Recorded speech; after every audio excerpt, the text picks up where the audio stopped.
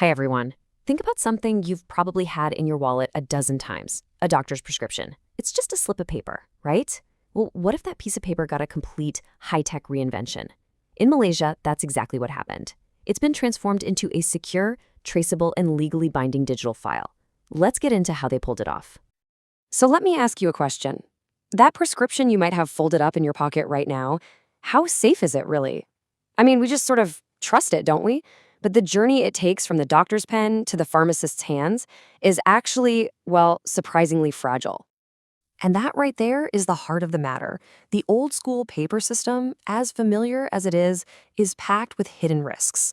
And those risks can have some pretty serious consequences for patient safety. It's what we've got to call the problem with paper. And this really lays it all out. On one side, you have paper. And look, we've all seen a doctor's handwriting, right? It can be misread, and that can lead to some dangerous mistakes. Plus, these things are just so easy to lose, to change, or even to fake. But then, you look at the other side. E-prescriptions are a whole different world. Every single instruction is crystal clear, the document is basically tamper-proof, and you can trace the whole process from beginning to end. So, facing all these problems with paper, Malaysia went all in on a powerful digital solution. And this isn't just about making things more convenient. No, this is about building an entirely new standard of trust right into the healthcare system, with the digitally signed e-prescription as the hero of the story. So these digital prescriptions, they basically have three superpowers. First up is integrity. A digital signature is like a cryptographic lock on the document. It's tamper-proof. Second, you've got traceability. It creates this perfect, unbroken digital trail. You can see every step it took. And third, and this is the big one, legal enforceability. Because of some very specific laws, this digital signature carries the exact same legal weight as a signature in pen and ink. Now, a change this big didn't just happen overnight. You can see right here, it was built on a really solid legal foundation that took decades to put in place. The first major building block is way back in 1997 with the Digital Signature Act. Then came the 2006 Electronic Commerce Act, which made digital documents legally official. And the final piece of the puzzle clicked into place in 2022, when the Poisons Act was updated to officially recognize e-prescriptions in pharmacy law. Okay, so we keep talking about this digital signature. What exactly is it? Well, the best way to think about it is like a high-tech digital wax seal. It uses some seriously complex math to lock a doctor's verified identity to a specific document. And here's the cool part.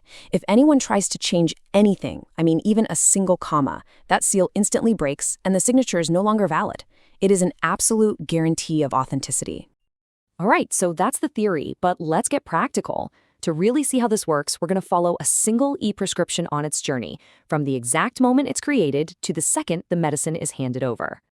Now, this might look complicated, but it's actually incredibly logical. It all starts with step 1, creation. The doctor just types the order into the hospital system. Then, step 2, digital signing. The doctor proves it's them, and that unbreakable digital seal is applied. From there, it's transmitted securely to the pharmacy. Step 4 is verification, where the pharmacy software automatically checks that the seal is intact. And finally, step 5, a perfect audit trail is created, logging the entire process. It's a completely closed-loop system designed from the ground up for security. That whole journey is pretty impressive, right? But it doesn't just happen in a vacuum. It relies on a much bigger ecosystem of technology and rules, all designed to build and maintain this nationwide system of digital trust.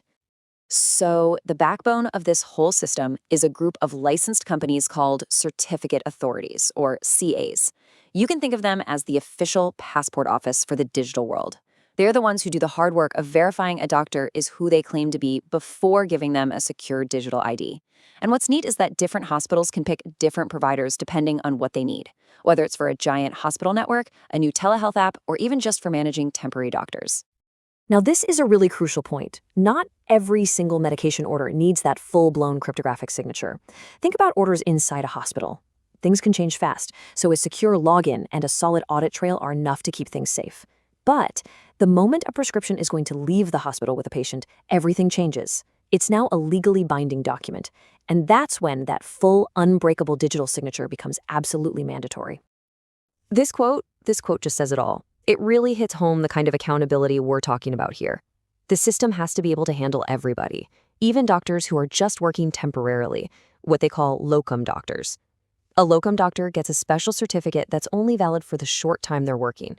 This makes sure that every single prescription is always tied to a real, verified person. No exceptions, no loopholes. Of course, a revolution this big is never easy. It doesn't come without some serious challenges. But overcoming them unlocks a future for healthcare that is just so much safer, smarter, and way more efficient. And let's be honest, the hurdles are real. You've got hospitals trying to connect this new tech with their ancient computer systems.